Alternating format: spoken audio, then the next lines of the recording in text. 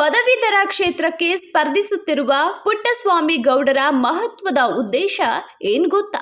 ನನ್ನನ್ನು ಯಾಕೆ ಆಯ್ಕೆ ಮಾಡಬೇಕು ಅಂದರೆ, ನಾನು ಸುಮಾರು 20 ವರ್ಷಕ್ಕಿಂತ ಹೆಚ್ಚು ವರ್ಷಗಳ ಕಾಲ ಪದವಿ ಕಾಲೇಜಿನಲ್ಲೇ ಪ್ರಾಧ್ಯಾಪಕನಾಗಿ ಕೆಲಸ ಮಾಡಿದ್ದೀನಿ.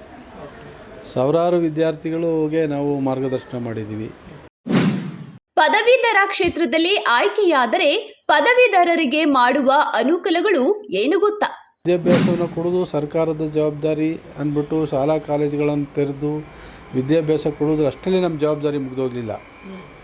ಅವರಿಗೆ ಸೂಕ್ತವಾದಂಥ ಮಾರ್ಗದರ್ಶನ ಕೊಟ್ಟು ಅವರಿಗೆ ಒಂದು ಸಮಾಜದಲ್ಲಿ ಒಂದು ವ್ಯವಸ್ಥಿತವಾಗಿ ನಿಂತ್ಕೊಳ್ಳಲಿಕ್ಕೆ ಅವಕಾಶಗಳು ಮಾಡಿಕೊಡ್ಬೇಕು.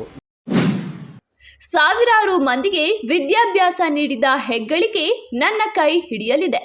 ಅದರ ಜೊತೆಗೆ ನಾನೂ ಸಹ ಪ್ರಾಧ್ಯಾಪಕನಾಗಿದ್ದೆ. ಲಕ್ಷಾಂತರ ಸ್ಟೂಡೆಂಟ್ಸ್ ಇದ್ದಾರೆ ನನಗೆ, ನಮ್ಮ ಶಾಲಾ ಕಾಲೇಜುಗಳಲ್ಲಾಗಿರ್ಬೋದು, ನಾನು ಪಾಠ ಮಾಡಿರ್ತಕ್ಕಂಥದ್ದಲ್ಲಾಗಿರ್ಬೋದು, ಸಾವಿರಾರು ಸ್ಟೂಡೆಂಟ್ಸ್ಗಳು ನಮ್ಮಲ್ಲಿದ್ದಾರೆ. ಅವರು ನನಗೆ ದೊಡ್ಡ ಬಲ. ನಾನು ಪದವೀಧರರಿಗೆ ಮಾಡಿದ ಅನುಕೂಲ ಹಾಗೂ ಕಪ್ಪು ಚುಕ್ಕೆ ಇಲ್ಲದ ಸರಳವಾಗಿ ಬದುಕಿದ ಬದುಕು ನನ್ನ ಕೈ ಹಿಡಿಯಲಿದೆ. ಜೊತೆಗೆ ನಾನು ಈ ಒಂದು ವ್ಯವಸ್ಥೆಯಲ್ಲಿ ಇದ್ಕೊಂಡೆ ನಾನೇ ಸಾಕಷ್ಟು ಪ್ರಾಬ್ಲಮ್ಸನ್ನು ಫೇಸ್ ಮಾಡಿದ್ದೀನಿ. ಅಂದಮೇಲೆ ಇನ್ನು ಇವತ್ತಿನ ದಿನಗಳಲ್ಲಿ ಲಕ್ಷಾಂತರ ಜನ, ಒಂದು ವರ್ಷಕ್ಕೆ ಲಕ್ಷಾಂತರ ಜನ ಪದವಿಗಳನ್ನು ಮುಗಿಸ್ಕೊಂಡು ಹೊರಗಡೆ ಬರ್ತಾರೆ. ಅಷ್ಟು ಜನಕ್ಕೆ ಸರ್ಕಾರಗಳು ಉದ್ಯೋಗ ಸೃಷ್ಟಿ ಮಾಡ್ತಾಯಿಲ್ಲ.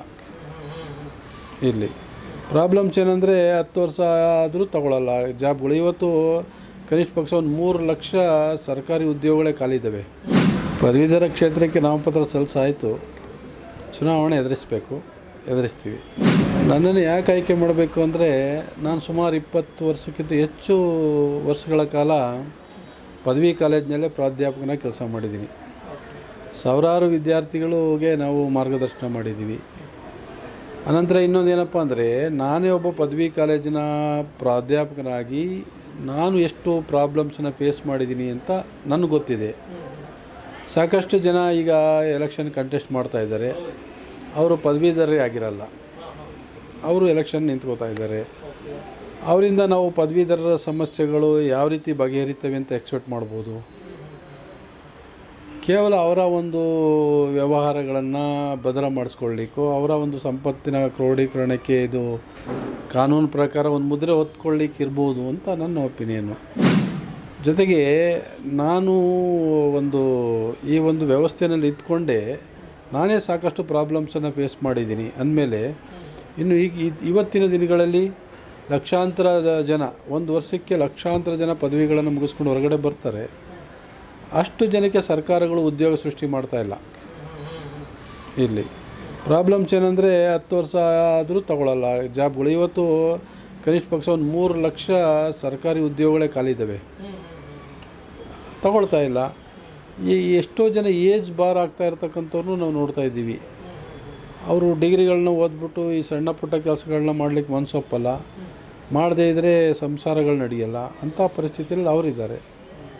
ಹಾಗಾಗಿ ನಾವೇನು ಮಾಡಬೇಕು, ವಿದ್ಯಾಭ್ಯಾಸವನ್ನು ಕೊಡೋದು ಸರ್ಕಾರದ ಜವಾಬ್ದಾರಿ ಅಂದ್ಬಿಟ್ಟು ಶಾಲಾ ಕಾಲೇಜುಗಳನ್ನು ತೆರೆದು ವಿದ್ಯಾಭ್ಯಾಸ ಕೊಡೋದು ಅಷ್ಟೇ ನಮ್ಮ ಜವಾಬ್ದಾರಿ ಮುಗಿದೋಗಲಿಲ್ಲ. ಅವರಿಗೆ ಸೂಕ್ತವಾದಂಥ ಮಾರ್ಗದರ್ಶನ ಕೊಟ್ಟು ಅವರಿಗೆ ಒಂದು ಸಮಾಜದಲ್ಲಿ ಒಂದು ವ್ಯವಸ್ಥಿತವಾಗಿ ನಿಂತ್ಕೊಳ್ಳಲಿಕ್ಕೆ ಅವಕಾಶಗಳು ಮಾಡಿಕೊಡ್ಬೇಕು. ವಿದ್ಯಾಭ್ಯಾಸ ಕೊಡೋದೇನಕ್ಕೆ, ಅವ್ರನ್ನ ನಾವು ಆ ಸಮಾಜಕ್ಕೆ ಬಳಸ್ಕೊಳ್ಳಿಲ್ಲ ಅಂದರೆ ವಿದ್ಯಾಭ್ಯಾಸ ಕೊಟ್ಟು ಏನು ಪ್ರಯೋಜನ ಆಗುತ್ತೆ? ಮುಂದೆ ಇವರೇ ಸಮಾಜಘಾತಕರಾಗೋದು, ಕಳ್ಳರು, ಕಾಕರು, ದರೋಡೆಕೋರರು, ಈ ಅತ್ಯಾಚಾರಿಗಳು, ಈ ವ್ಯಭಿಚಾರಗಳು, ಹೀಗೆ ಸಮಾಜದಲ್ಲಿ ಇವೆಲ್ಲ ಸ್ಟಾರ್ಟ್ ಆಗ್ತಾ ಇರ್ತವೆ. ಇದೆಲ್ಲ ಸಮಾಜ ಕಂಟಕ ಕೆಲಸಗಳು ಜಾಸ್ತಿ ಆಗ್ತಾ ಇರ್ತವೆ. ಹಾಗಾಗಿ ಈ ಒಂದು ವ್ಯವಸ್ಥಿತವಾದಂಥ ಒಂದು ಸಮಾಜವನ್ನು ರೂಪಿಸಬೇಕಾದ್ರೆ ವಿದ್ಯಾಭ್ಯಾಸವನ್ನು ಪಡೆಯೋದು ಎಷ್ಟು ಮುಖ್ಯನೋ ಅಷ್ಟೇ ಇದು ಮುಖ್ಯ ಅಂತ ನನ್ನ ಒಂದು ಅಭಿಪ್ರಾಯ. ಸ್ಟ್ರೆಂತು ನನ್ನ ಸ್ಟ್ರೆಂತು, ನಾನು ಒಂದು ವಿದ್ಯಾಸಂಸ್ಥೆಗಳನ್ನು ನಡೆಸ್ತಾ ಇದ್ದೀನಿ. ಸಾವಿರಾರು ಜನ ಟೀಚರ್ಸನ್ನು ನಾನು ಪ್ರತಿ ದಿನಗಳಲ್ಲಿ ನಾವು ಭೇಟಿ ಮಾಡ್ತಾ ಇರ್ತೀವಿ. ನನ್ನ ಒಂದು ವ್ಯವಹಾರವೇ ಶಿಕ್ಷಣ ಆದಮೇಲೆ ನನ್ನ ಹತ್ರ ಇರ್ತಕ್ಕಂಥ ಜನ 90% ಈ ಒಂದು ಶಿಕ್ಷಣಕ್ಕೆ ಸಂಬಂಧಪಟ್ಟಂಥ ಜನರೇ ಇರ್ತಾರೆ. ಅದ್ರ ಜೊತೆಗೆ ನಾನೂ ಸಹ ಪ್ರಾಧ್ಯಾಪಕನಾಗಿದ್ದೆ. ಲಕ್ಷಾಂತರ ಸ್ಟೂಡೆಂಟ್ಸ್ ಇದ್ದಾರೆ ನನಗೆ, ನಮ್ಮ ಶಾಲಾ ಕಾಲೇಜುಗಳಲ್ಲಾಗಿರ್ಬೋದು, ನಾನು ಪಾಠ ಮಾಡಿರ್ತಕ್ಕಂಥದ್ದಲ್ಲಾಗಿರ್ಬೋದು, ಸಾವಿರಾರು ಸ್ಟೂಡೆಂಟ್ಸ್ಗಳು ನಮ್ಮಲ್ಲಿದ್ದಾರೆ. ಅವರು ನನಗೆ ದೊಡ್ಡ ಬಲ.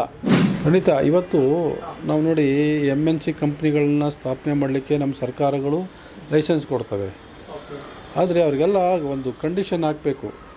ನಿಮಗೆ ನಮ್ಮ ನಾಡಿನಲ್ಲಿ MNC ಕಂಪ್ನಿ ಓಪನ್ ಮಾಡಬೇಕಾದ್ರೆ 75% ಜನ ನಮ್ಮವ್ರನ್ನೇ ತಗೋಬೇಕು, ನೀವು ಕನ್ನಡಿಗರಿಗೆ ಆದ್ಯತೆಯನ್ನು ಕೊಡಬೇಕು ಅನ್ನತಕ್ಕಂಥದ್ದು ನನ್ನ ಒಂದು ಆದ್ಯತೆ. ಜೊತೆಗೆ ಯಾವುದೇ ಒಂದು ಕಂಪ್ನಿಗಳನ್ನು ಪ್ರೈವೇಟಿಸಮ್ ಮಾಡೋದಕ್ಕಿಂತ ಸರ್ಕಾರಗಳೇ ಹೆಚ್ಚಿಗೆ ಈ ಕಾರ್ಖಾನೆಗಳನ್ನು ಉದ್ಯೋಗಗಳನ್ನ ಸೃಷ್ಟಿ ಮಾಡಬೇಕು ಒಟ್ಟಾರೆಯಾಗಿ. ಅದು ಯಾವುದೇ ರಂಗ ಆಗಲಿ, ಈವನ್ ಕೃಷಿ ರಂಗದಲ್ಲೂ ಆದರೂ ಪರವಾಗಿಲ್ಲ, ಉದ್ಯೋಗಗಳನ್ನು ಸೃಷ್ಟಿ ಮಾಡಲಿಕ್ಕೆ ಸರ್ಕಾರಗಳು ಮುಂದಾಗಬೇಕು.